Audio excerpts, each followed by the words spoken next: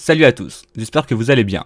Kingdom est un manga avec énormément d'antagonistes et de grands généraux très puissants. Dans cette vidéo, on va essayer de voir qui seront les personnages les plus problématiques à l'unification de la Chine. Je vais donc vous présenter les personnages qui selon moi seront les plus grands obstacles à Seiya Chine. Ils ne seront pas dans l'ordre du plus ou moins dangereux, c'est juste une liste comme ça.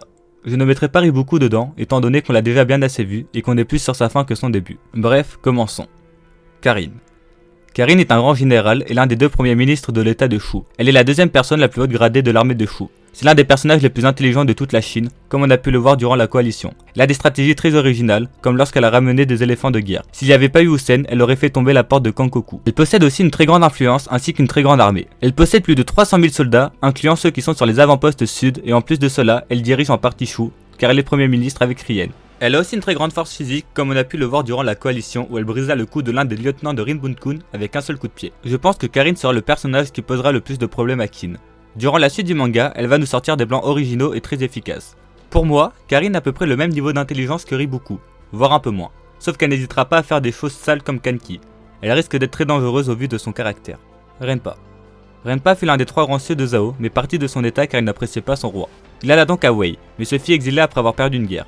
Il alla donc à Shu. Renpa est sans aucun doute l'un des plus forts généraux de Chine. Durant la guerre de Shuai, il réussit à égaler pendant 2 ans Uki et Akuki, ce qui nous montre une puissance remarquable. Et je pense qu'il affrontera Chine dans très longtemps, car il faut qu'il lui rende le coup qu'il lui avait mis à Sanyu. Puis ça fera un beau combat entre l'ancienne génération et la nouvelle génération. On pourra voir que Chine aura réussi à dépasser l'ancienne génération et prouver qu'il est un grand général sous les cieux. Mais bon, ça ne sera pas un adversaire simple étant donné que Renpa est le général le plus complet de Chine.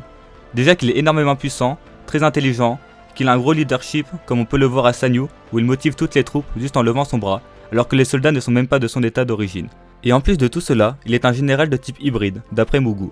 C'est-à-dire qu'il est un général stratégique et un général instinctif à la fois. Il varie entre les deux. Le seul problème de ce personnage est que selon moi, ça va être compliqué pour Renpa de diriger une armée étant donné que les généraux de Shu sont très fiers. D'ailleurs, il ne faut pas oublier les deux des 4 rois célestes qui lui restent, Kishibu, qui a l'air d'avoir une énorme force brute, et Quen, qui est l'un des 10 meilleurs archers de Chine. Goumei.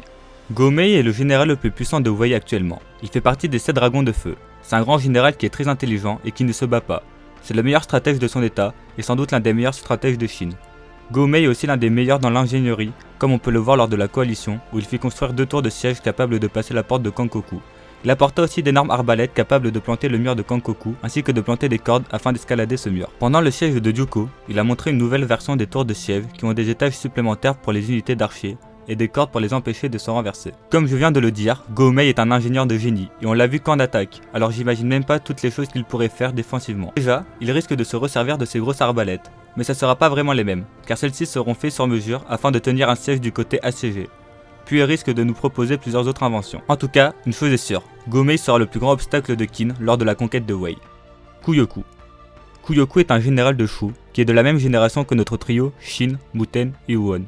Je pense honnêtement qu'il sera l'un des plus gros combats de Chine, voire son combat final. Pour moi, Kuyoku est le Shin de Shu. Il évolue à peu près en même temps que lui et est promis un grand avenir. Déjà, il est le seul personnage connu de Kingdom possédant l'une des 5 épées légendaires, l'épée Bakuya. Je pense que si Ara a introduit ça et l'a donné à un personnage en particulier, c'est pour nous montrer à quel point il va être puissant et important. D'ailleurs, je pense aussi que Kuyoku, pour montrer qu'il est vraiment puissant, va tuer au moins un grand général de Qin d'ici la fin du manga. Personnellement, je le vois bien tuer tout. Ils ont leur rivalité entre eux depuis que ce dernier a tué Rinbun-kun, et en plus tout pour alléguer son armée à Chine. En tout cas, si cela arrive, ça sera dans longtemps. D'ailleurs, quand on parle de Kuyoku, on est obligé de parler de son meilleur ami, Hakurei, qui fait partie des 10 meilleurs archers de Chine. Il affrontera sans doute les 2 frères de l'unité Aishin, mais je le vois aussi être décisif durant certaines batailles, car il a le potentiel d'être le meilleur archer de Chine. Rien. Cela pourra surprendre beaucoup de gens qu'il soit dans la liste, mais je pense que ça va être un personnage très important dans la suite du manga. Je pense qu'il sera plus un ennemi à Sei que Shin. J'aimerais bien en savoir plus sur sa vision de la Chine. Pour ceux qui auraient oublié qui est Rien, c'est l'un des 2 premiers ministres de l'état de Shu, et c'est lui qui a créé ce système, et proposa à Karin de prendre le 2e siège de premier ministre. C'est aussi lui qui assassina Shinsin-kun, après que le roi de Shu soit décédé. Il réussit ensuite à calmer la situation en moins de 1 mois, ce qui prouve qu'il est très talentueux en politique. Il a aussi l'air très intelligent, et il doit aussi avoir un très gros réseau d'informations, étant donné qu'il savait le nombre de soldats que Karin cachait, alors que l'information était gardée secret. On sait pas grand chose de plus sur lui, mais je pense vraiment qu'il jouera un grand rôle durant le manga. Quen. On suppose que c'est le grand général numéro 1 de Shu.